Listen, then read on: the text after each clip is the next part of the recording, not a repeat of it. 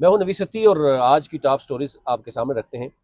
एक तो मरहला जो है वो अबूर हो चुका है। एजेके में प्राइम मिनिस्टर फाइनली जो है वो हो चुके हैं पीपल्स पार्टी से, और उस पर भी बहुत ज़्यादा नाम आते रहे, फिर फाइनली एक डिसाइड हुआ। अब गिलगित बल्तिस्तान का निगरान वज़ीर आला कौन होगा, और फिर जरा कैबिनेट, निगरान वज़ीर आला समेत कैबिनेट तो आपको पता बना के पेश की जाती है ना, बना कर दी जाती है प्लेट में कि जनाब ये लें और आ जाए मैदान में। तो कैबिनेट में भी बात करेंगे, लेकिन वज़ीर आला का नाम, जो मेन 4-5 बंदे हैं उनमें से कौन फाइनल होने जा रहा है, अब बहुत से लोग जानना चाह रहे थे, इस पर बात करेंगे। इसके साथ साथ गिलगित बल्तिस्तान के अलावा अगर हम बात करें केपी में हरीपुर की, तो वहाँ पर आप देखते हैं कि अपोजिशन लीडर भी रहे उमर अयूब। उमर अयूब के जलसे में, और बाकी आपने देखा होगा कि केपी के वज़ीर आला ने जो गुफ्तगू की, उस पर इलेक्शन कमीशन ने फ़ौरन नोटिस लिया और अब फौज तलब कर ली गई है जनाब के हल्का हरीपुर के लिए, NA 18 के लिए फौज भी तलब कर ली गई है जनाब।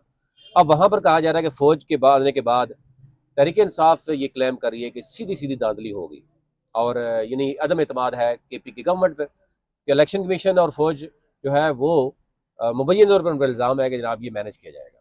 अब देखना ये होगा कि उसमें क्या। मैं इस पर अलग से एक डिटेल हम इस पर बात करेंगे कि हरीपुर की सूरत वैसे है क्या, वहाँ पर वाकई मुस्लिम लीग नून स्ट्रांग है या PTI जो है किस जगह कहाँ स्टैंड कर रही है। और इसके साथ साथ बात करेंगे इस्लामाबाद हाई कोर्ट के 4 जजेस ने आइनी अदालत के खिलाफ सुप्रीम कोर्ट जाने का फैसला किया है, और मजीद उनको कहाँ से सपोर्ट हासिल है, इस पर बात करेंगे। और इसके साथ साथ जनाब बाकी बहुत सी खबरें हैं, लेकिन चीदा चीदा आपके तक रखते हैं, आपको अंदाज़ा हो जाएगा। सबसे बड़ी खबर तो यही है ना कि जो शहबाज शरीफ साहब हैं, उन्होंने भी कहा है कि मेरी हदायत पर जो है वो आर्मी चीफ, इस वक्त फील्ड मार्शल है, वो हदायत करते हुए उन्होंने भारत को शिकस्त दी है। तो सबसे बड़ी खबर तो ये हुई, लेकिन बहुत देर के बाद शायद उनकी ये उनका बयान सामने आया है। जुडिशल कमीशन के 3 इजलासों का एजेंडा जारी हो चुका है। अब उस पर जजेस जो है वो तैनाती से मुतल्लक आपस में ही लड़ रहे हैं। अब इसी से अंदाजा कर लें कि इस्लामाबाद हाई कोर्ट और जो डिस्ट्रिक्ट बार है उसकी लड़ाई भी चल रही है बिल्डिंग के ऊपर। आईनी अदालत भी बन गई है, अदालतें बहुत ज़्यादा हैं, लेकिन इंसाफ नहीं मिल रहा आवाम को। IMF की जो रिपोर्ट आई है, आपने देखा होगा, उसने भी वैसे तहलका मचा दिया। यानी हो ये चीज़ें पीछे रह जाएंगी। पहले बात कर लेते हैं गिलगित बल्तिस्तान का वज़ीर आला निगरान वज़ीर आला कौन होगा। अच्छा, नाम बहुत से चल रहे हैं, पहले तो आपको बता देते हैं कि जनाब मोहम्मद अली कायद हैं ये। यानी अच्छा, डायनामिक्स गिलगित बल्तिस्तान के आपको पता है, अगर हम AJK की बात करते हैं तो यहाँ पर बरादरीज़म बड़ा स्ट्रॉन्ग होता है।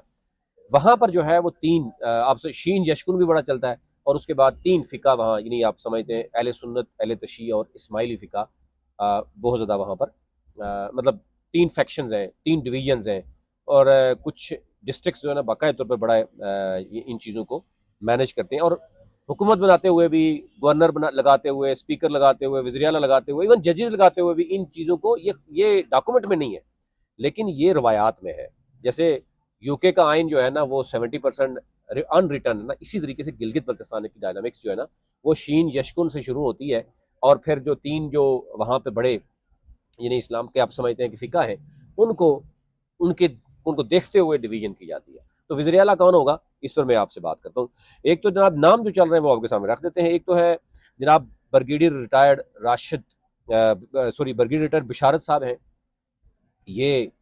अच्छा, अगर साथ, क्योंकि मैं आपको बता दूं कि हल्का 3 से GB गिलगित से ही इनका ताल्लुक है, और ये अहले तशी से इनका ताल्लुक है। यानी अगर मैं साथ वो भी आपको बताऊं, नाम चल रहे थे, अभी जो 4 नाम फाइनल है वो भी आपको बताऊंगा, और उसमें से जो फाइनल होने वाला है, जो हमारे जराए बता रहे हैं, जो एक डायनामिक्स जो सूरत को देखते हुए नजर आ रहा है, वो भी मैं आपको बताऊंगा।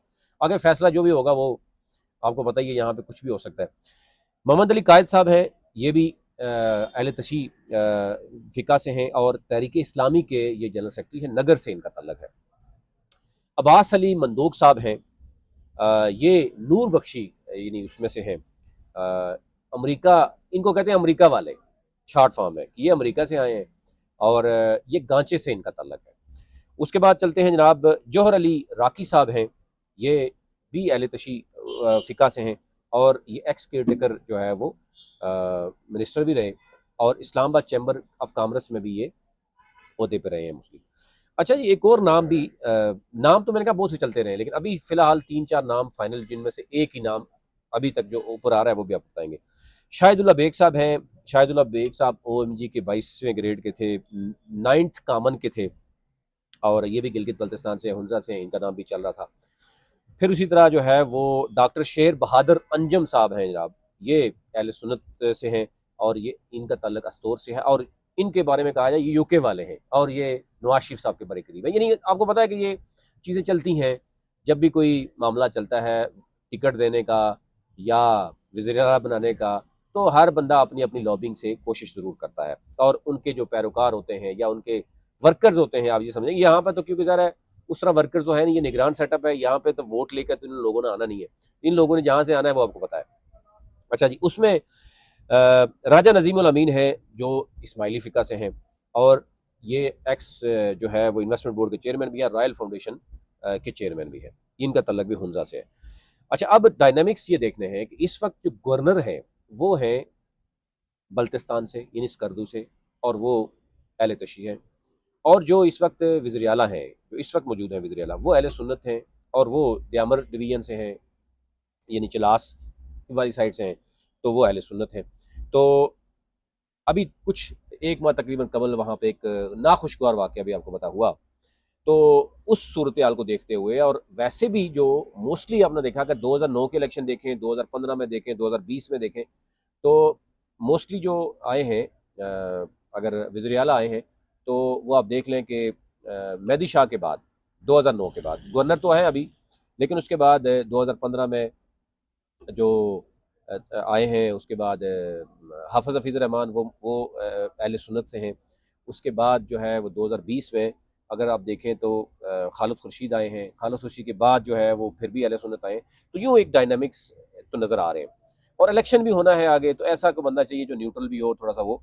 अभी तक जो नाम आ रहा है वो है राजा नजीमुल अमीन का, कि एक तो ये है कि वो कैपिटल इस्लामाबाद में भी इनकी असर रसूख है, चाइनीज़ के साथ भी इनके अच्छे रवाबित हैं, मुस्लिम लीग नून के साथ भी उनके अच्छे रवाबित हैं। मुस्लिम लीग नून के दौर में वो एक्स जो है वो इन्वेस्टमेंट बोर्ड के चेयरमैन उस वक्त रहे। हाफ़िज़ हफ़ीज़ रहमान के साथ भी उनके तल्लुकात ठीक हैं, और इस वक्त जो है वो इस्टैब्लिशमेंट के साथ तल्लुकात भी ठीक हैं, और बाकी जो कुछ मेन पिलर्स जो हैं इस वक्त गिलगित बल्तिस्तान बैठे हुए हैं वो भी उनको सपोर्ट कर रहे हैं। तो यूँ काफ़ी हद तक इस वक्त जो है सूरत नज़र आ रही है। अच्छा, उसके अलावा भी बहुत से लोग बात, मोहम्मद अली कायद हैं, वो भी अपनी जगह पे लॉबिंग, बड़ी स्ट्रॉन्ग लॉबिंग होती है, और उनके बारे में अगर आप कहा जाए, वो कहते हैं जी ये क्योंकि इस्टैब्लिशमेंट के बड़े क्लोज हैं, तो अब देखना ये होगा कि वो भी स्ट्रॉन्ग उम्मीदवार हैं। तो अगर एक उम्मीदवार के बारे में किसी भी वक्त आपको पता है, जैसे एजेके में जो है वो चौधरी यासीन और जो लतीफ़ अकबर है, उनके दरमियान एक खैंचा तानी दिखाई गई आपस में कि जी ये नहीं बनेगा तो मैं नहीं छोड़ूंगा, वो नहीं छोड़ेगा तो वो बनेगा, तो उसका फ़ायदा फिर तीसरा जो है वो आपने देखा होगा, फैसल राठौर जो है वो बनने में कामयाब हुए। तो यहाँ पर भी कोई इस तरह की सूरत ना हो, तो फिलहाल राजा नजीमुल अमीन जो है वो दिखाई दे रहे हैं। एक तो वो मामलात को समझते हैं, और कंपैरेटिवली उनके बारे में ये एक राय दी जाती है कि लॉबिंग में भी स्ट्रांग है, और उनका हल्का अहबाब भी स्ट्रांग है, थोड़ा अवामी भी है, पहले से थोड़ा सा पब्लिक में जो है। बाकी अगर आप देखें, नाम तो मैंने कहा बहुत से चाहिए, शाहिदुल्लाह बेग साहब का नाम चल रहा है, वो ज़्यादा सेक्रेटरी रहे हैं, ब्यूरोक्रेट का एक अपना स्टाइल होता है। मोहम्मद अली कायद हैं, उनका एक अपना स्टाइल है। ब्रिगेडियर बिशारत साहब हैं, उनका अपना स्टाइल है।